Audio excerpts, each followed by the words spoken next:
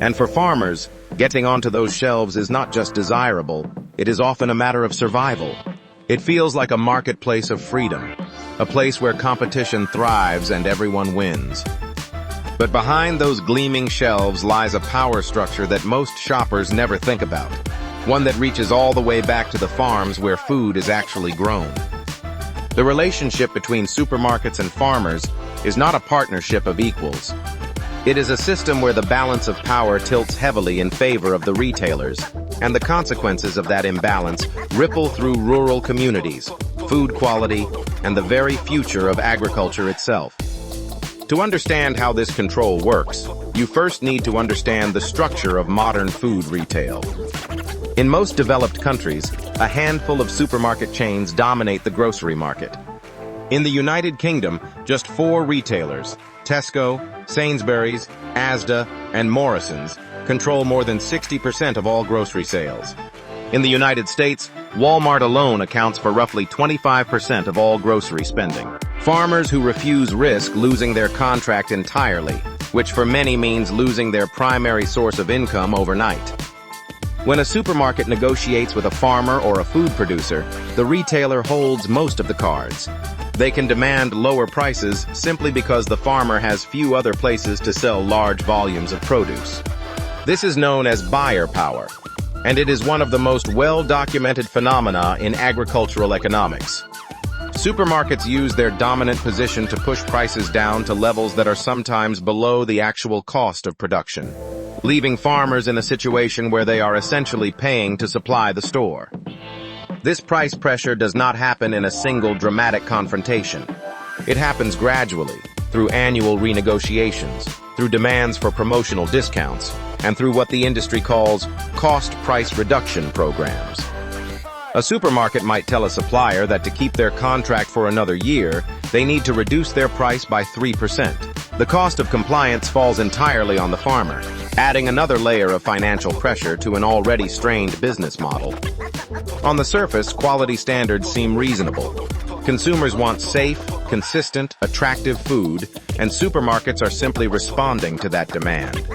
But the reality of how these standards are applied reveals a deeper form of control. Supermarkets set extraordinarily precise specifications for the produce they will accept, covering everything from the exact diameter of a carrot to the precise color of a tomato.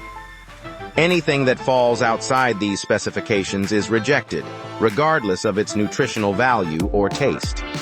These cosmetic standards mean that farmers often have to discard a significant portion of their harvest, sometimes as much as 30 to 40% of what they grow, simply because it does not meet the visual requirements of the retailer.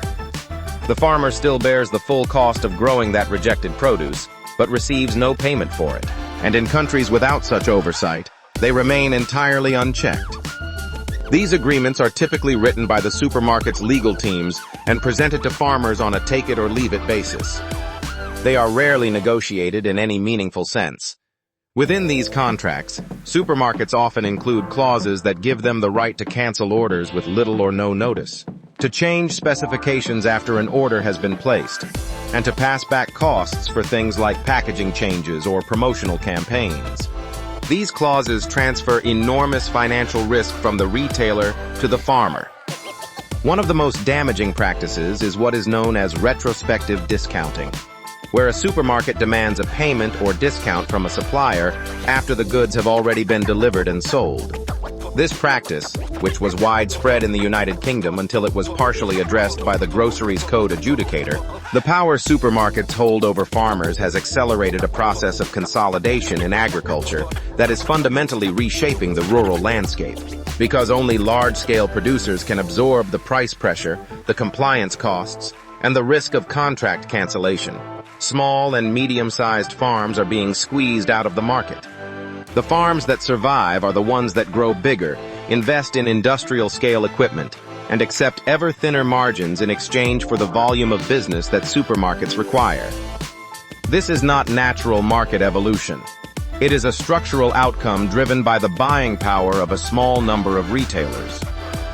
In the United States, the number of farms has declined from more than 6 million in the 1950s to fewer than 2 million today.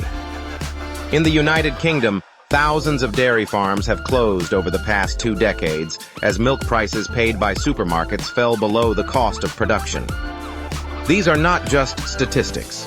They represent the end of family farming traditions that stretched back generations, the hollowing out of rural communities, and the concentration of food production in the hands of a shrinking number of large agricultural corporations. Supermarkets are extraordinarily skilled at managing their public image.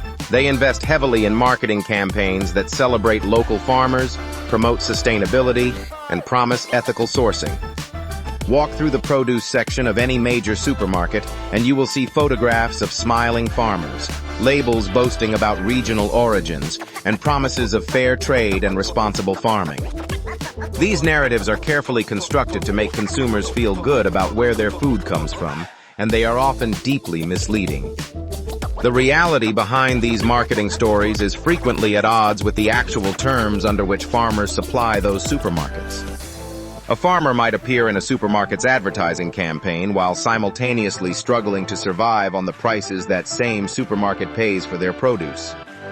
The branding creates a warm, emotional connection between the consumer and the food, while the commercial relationship between the retailer and the farmer remains as exploitative as ever. Consumers who want to support farmers are often unknowingly funding a system that is doing the opposite. But it requires acknowledging the uncomfortable truth that the supermarket aisle, for all its apparent abundance, is built on a foundation of inequality that starts at the farm gate. Across the world, farmers are pushing back through cooperatives that give them collective bargaining power, through direct-to-consumer sales models like farmers' markets and community-supported agriculture schemes, and through political advocacy for stronger regulation of supermarket buying practices. Some countries have introduced grocery codes of conduct and independent adjudicators to investigate and penalize unfair practices. These measures have had real effects, but enforcement remains inconsistent, and the fundamental imbalance of power persists. Consumers also have a role to play. Choosing to buy directly from farmers, supporting retailers who demonstrate genuine transparency about their supply chain pricing, and demanding stronger regulation of supermarket buying practices are all meaningful actions.